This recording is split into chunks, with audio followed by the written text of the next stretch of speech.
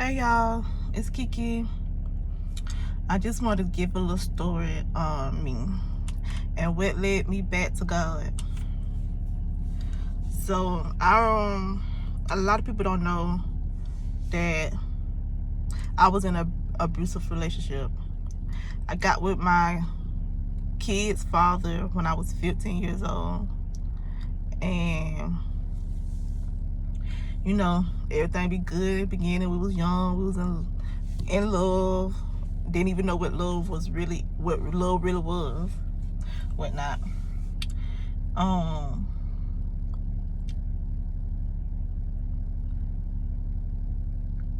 Yeah, so we was good at first.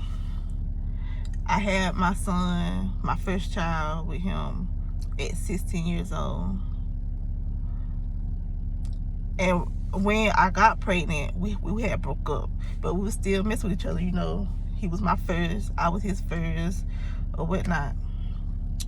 So before I had my son, we had talked, we got back together, whatnot. A couple days later, I went in labor.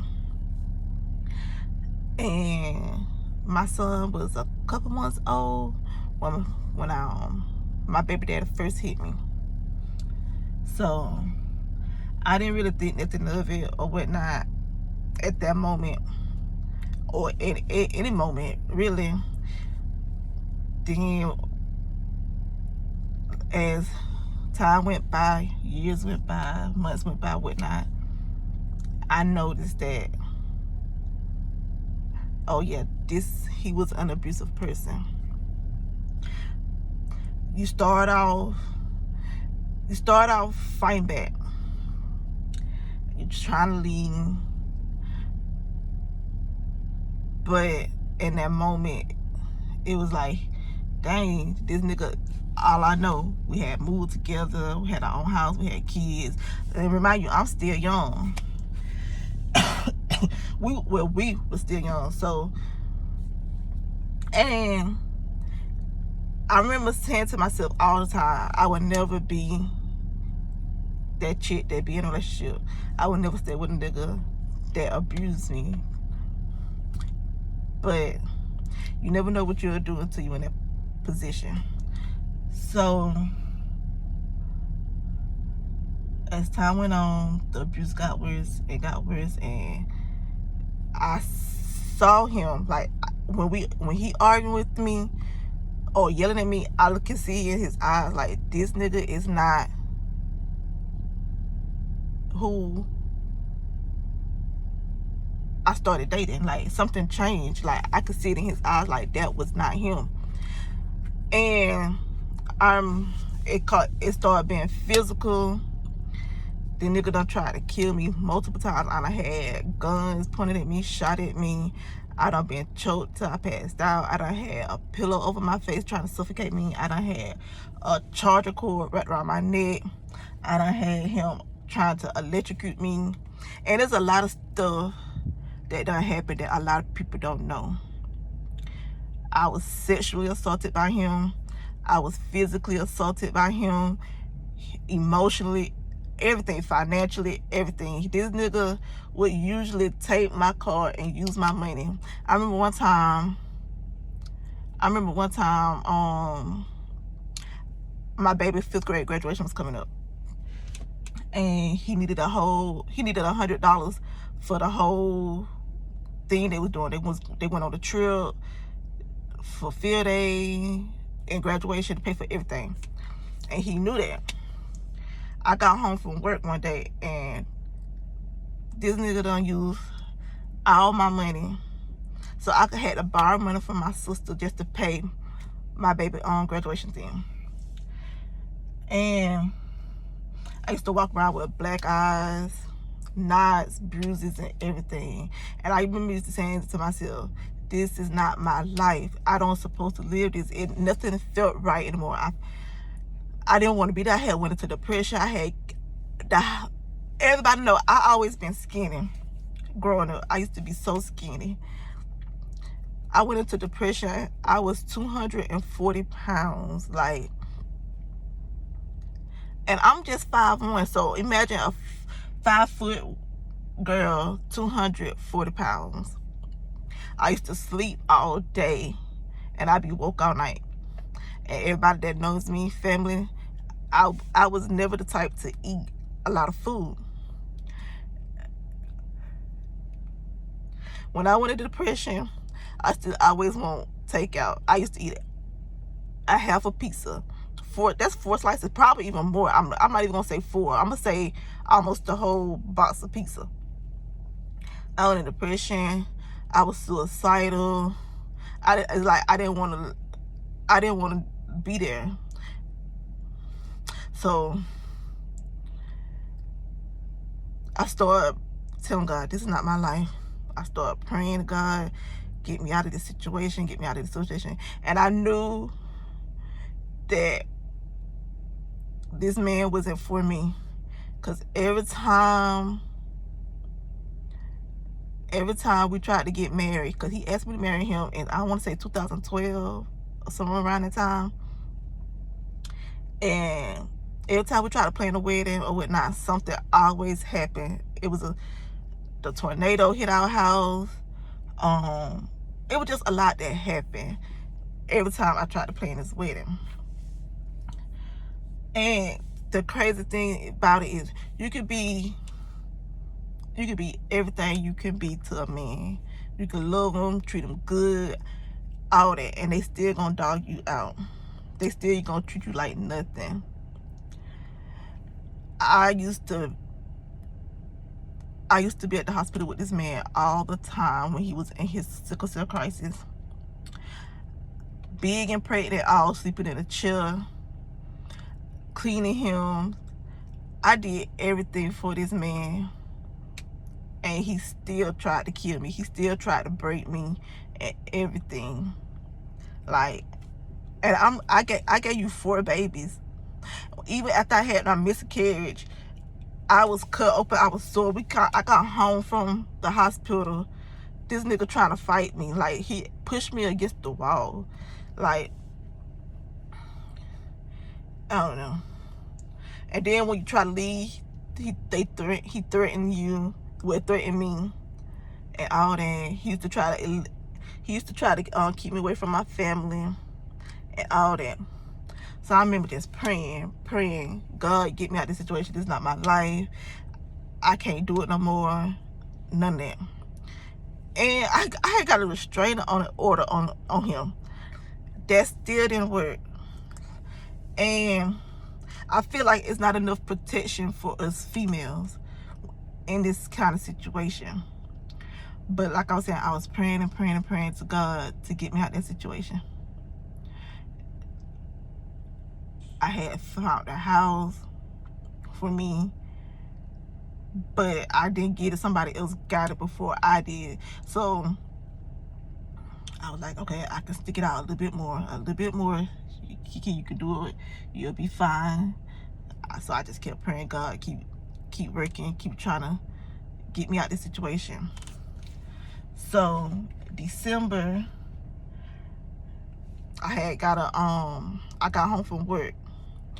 It was this eviction notice on my door. So I know I didn't pay the rent for December yet. It was still early. It was like the first couple days in December, and I knew I didn't pay the rent yet. So I like, okay, that's probably what it was for. So I went to pay the rent. I get up there, they telling me that he didn't renew the lease, and it was too late for us to renew the lease. So I kept trying to fight it, because, mind you, my kids were still in school. I had a job. I didn't have nowhere to go. Like, I got 3 kids. What I'm about to do.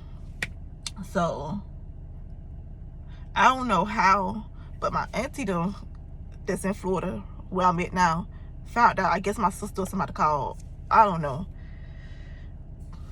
And she came and got me. And me being a kind person, and I don't know, I'm just kind. I love and all that. I allowed this man to follow me to Florida because I knew he didn't have nowhere to go. Thinking, oh, he ain't gonna act the fool in my auntie house and all this and all that. Bull crap. We wasn't even together. I had broke it off with him and all that. And before we even got to Florida, he tried to force me to marry him and all that. He had his cousins to take us to the courthouse. Think I was about to marry him and all that. Soon as we got home, that same day that he took me to the courthouse, he jumped on me. I was swollen everywhere. He cut my hair off. I was in a room. This December, I was in a room. No, this was before December. I was in a room wrapping my kids' gift. He just come in there, jumped on me, start arguments, jumping on me, and cut off my hair. And I'm like, you have to be sick, crazy in your head to do something like that. Like, what make you just out of the blue just cut somebody's hair off? He tried to, I don't know, but I just know he felt like if nobody would want to talk to me, because he always thought I was cheating, which I wasn't on my kids. I wasn't. I don't know, it was just a bunch of mess. But I remember God, at that time, I didn't see it as God working, but I remember God working it out. We got evicted from our house. So I ended up in Florida. I let him follow me because I knew he didn't have nowhere to go. He here acting up, so my auntie don't put him out. You're not finna act up in nobody else's house. And I swear to God, that was the biggest blessing of my life. And when I realized that, all I did was I had to give myself to God. I had like, oh no, God looking out for me when I'm not even giving him his time. So I know I had to give him his time more. I know all this happened, this freedom, this peace that I got, nobody deserved that but God. God came and worked for me. And I know if he can do it for me, he can do it for y'all. Because truthfully, I could be dead. My kids can have no mom. I don't know what my kids will be. Like, I don't know. It just...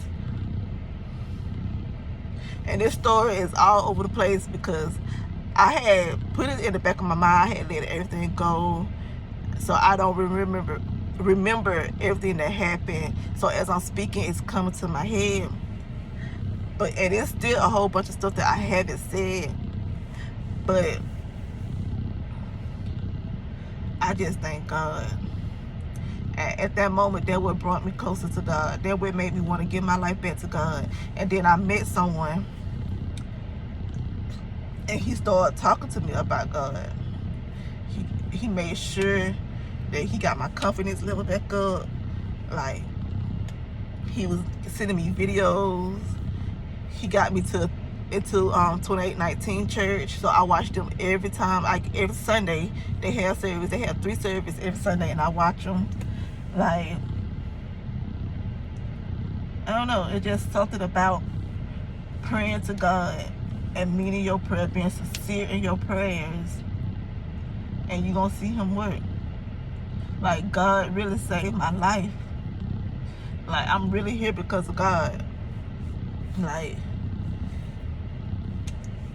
I don't know, I just sit back and think about it, and all I can say is thank you, God, because my life was a wreck. I used to be scared to go home. I used to be scared to leave my kids at home with him.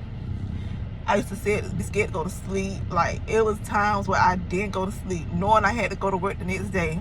I remember I got home from work one night, and he was just arguing the whole night. Like, I didn't get no sleep. I knowing I had to go to work the next morning, and I still didn't go to work. I was really late. And then my co-worker calling, looking for me. She was about to call the police because she knew that he was abusing me, and I hadn't made it to work yet, so she was worried. And I also remember a time where it was morning time. I had just got my kids off to school. Like, it's 7 o'clock in the morning. They just got on the bus or whatnot. And I know I had to be to work that night, so I was going to go to sleep because I know I didn't get no sleep that night because he was arguing. I thought I was going to go to sleep, but I didn't. We ended up arguing. Well, he arguing because I never went back and forth with him, because there's no point of going back and forth with somebody that think they know it all. And when no matter what you say, you're gonna be a liar. And I remember I used to always lie to fit his story, but when he kept asking questions, I didn't know what was in his head. So I just didn't say nothing, because like what I supposed to say, and because I don't know what you're thinking. So I used to lie to him, try to agree with him, even though it was a lie, if y'all get what I'm saying. So I went to work that night, because back it up. So we was arguing. He claimed that I was sleeping with some little boy. Mind you, I'm old. I'm at that time 29, 28, 29. It's a little, I want to say this boy's in his teens. I'm not really sure, down the street. And mind you, I didn't know nobody in my neighborhood. We was there for a long time, but I never went nowhere. Working home. I don't be outside because I don't like the heat. I don't like the buzz. So he made me walk down there and confront the boy. And he jumped on the boy there. We went home and he jumped on me. That day they called the police and he went to jail. But he jumped on me so bad that when I went to work, I had to come right back home, because I was about to pass out. My boss sent me straight home, and then nobody know what had happened. I used to go work with swollen hands, bruises everywhere, knots over my face, black eyes. I remember one time I had a bald spot in my head because he drove me from the living room to the bedroom just so he can assault me sexually. I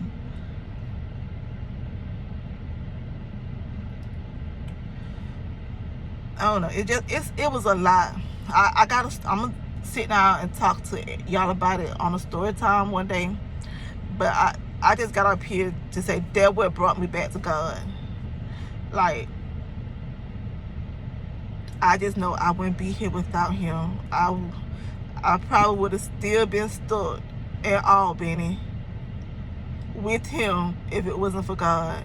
Or I could be dead, truthfully. Like, I just know it wasn't nobody but God. Like, cause we get kicked out over lease renewal. That wasn't nobody but God.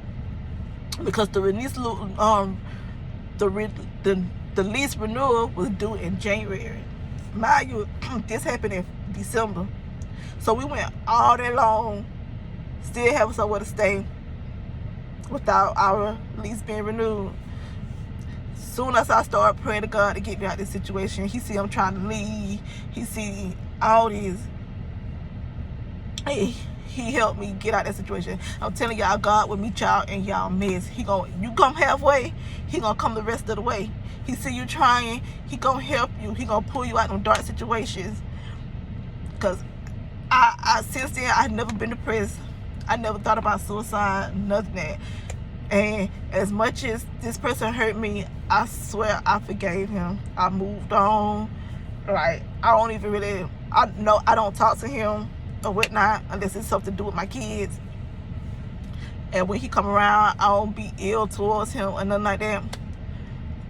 And that's that healing process also. When you ask for healing, God gonna give it to you. You gotta be sincere.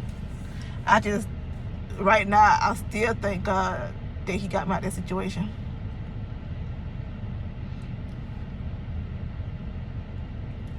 I just sit back and think, where would I be if it wasn't for God?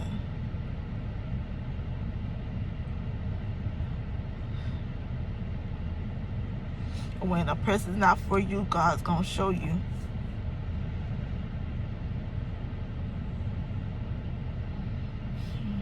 It's a lot that went on in that relationship, and I'm not saying I'm perfect or none of that, but I didn't deserve what I got. I didn't cheat on him. I didn't provoke him to do nothing that he did. All the abuse was not because of me. It was because of him. No one deserved it. And to the females that's out there that watch me, that's going through stuff like that, you can get out to. That it don't have to be your life. And if you're scared, you have to find someone that you comfortable with, that you trust to confide in. And I promise you they'll help you get you out.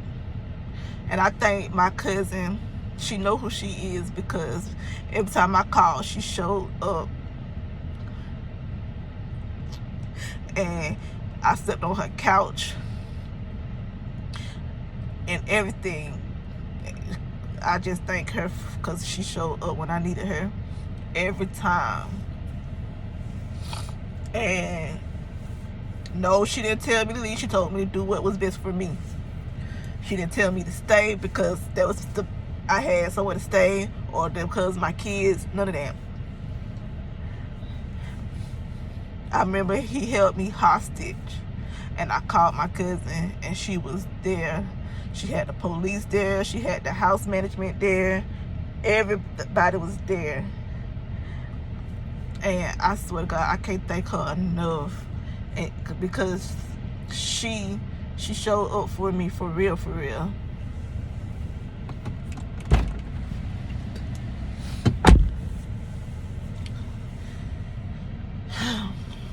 But more story time on that coming later.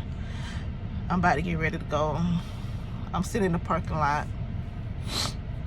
So, peace, love, blessings. Bye.